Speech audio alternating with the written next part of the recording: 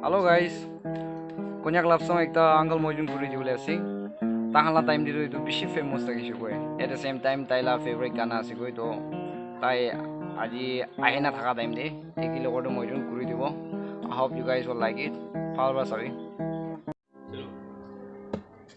Auha o bidang melang nyai yang nya o long so melang nyai. Au ye nang bu nhoi ma tu mong đi bay lao ye nyai. O đâu wa kan bu na ye.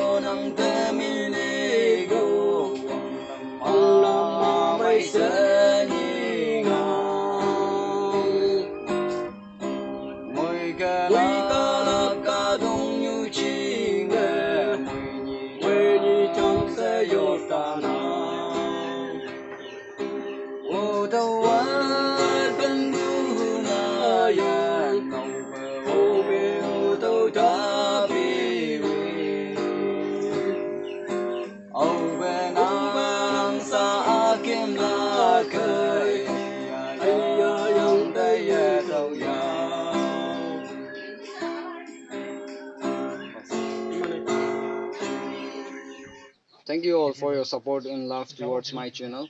Our nutun update karne please probably can subscribe, like, share, gono modat kori dibo na itu janai diase.